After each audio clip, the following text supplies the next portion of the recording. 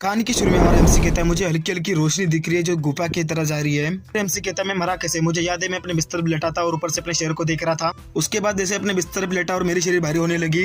MC कहता है सोचो ग्रे, इस दुनिया में काफी लोग थे जो मुझे मारना चाहते थे। एमसी कहता है मैं यहाँ का किंग था, मैं मरा कैसे और ऊपर से मुझे मारने वाला था कौन?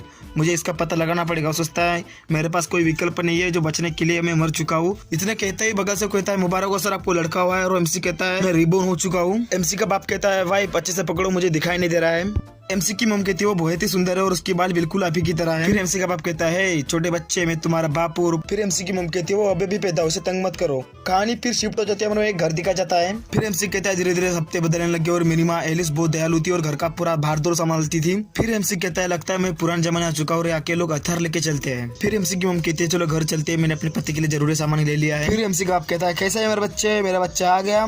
फिर एमसी कहता है यहाँ पर पढ़ाई सबसे बड़ी ताकत है और मुझे पता है मुझे क्या करना है।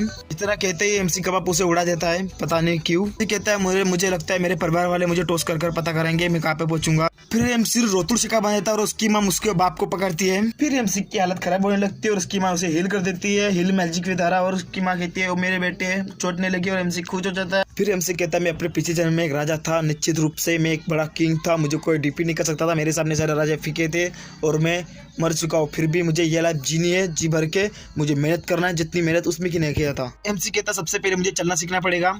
एमसी की मम कहती है रे उसे ध्यान रखो, वो ठुकना चाहिए दीवार के सामने जाकर। और एमसी का बाप कहता है ठीक है प्रिय, मैं उसका ध्यान रखूंगा। और एमसी के मम लड़के कहते हैं ओ कला का देखो, अपने आप को आईने में देख रही है। दोस्तों कला एमसी का नाम है, अजीब नाम है यार, मोमडाट को यही नाम मिला था क्या? एमसी कहता है कई महीने हो चुके हैं परंतु मेरा नाम कला एक राजा के लिए फिट नहीं होता, फिर भी ये नाम चल जाएगा और भविष्य की ओर तो मुझसे बच के रहना। मैं आ रहा और पीछे उसके मुंडट हंसते हैं करके सीन शिफ्ट हो जाता है। एमसी की मुंह पर कहती है छोटी सी कला अच्छे से ड्रीम देखना।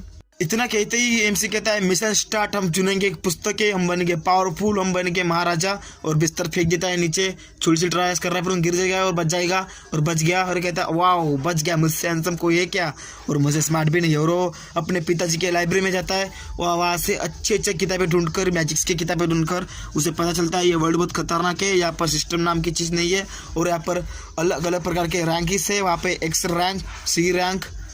फिर एमसी पुस्तक निकालने की कोशिश में गिर जाता है और कहता है बच गया। एमसी पुस्तक निकाल कर पढ़ लेता है, उसे पता चलता है यहाँ पर 3 लोग डिवाइड है, एक महान इंसान, एक नॉर्मल इंसान, एक पावरफुल इंसान।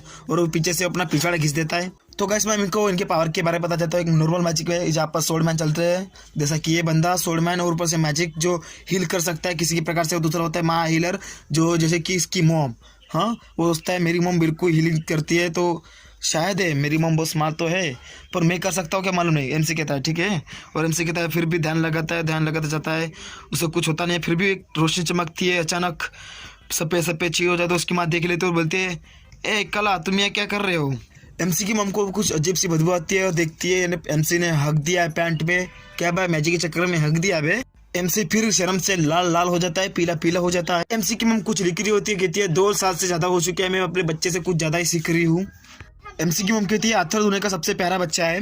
फिर से शिफ्ट हो जाती है लकड़ी के ऊपर, उसकी मम को चिल्लाने की आवाज आती है। उसका बाप उसे तलवारबाजी सिखाता है। उसकी मम आकर उसे बोलती है हे तुम उसे क्या सिखा रहे हो?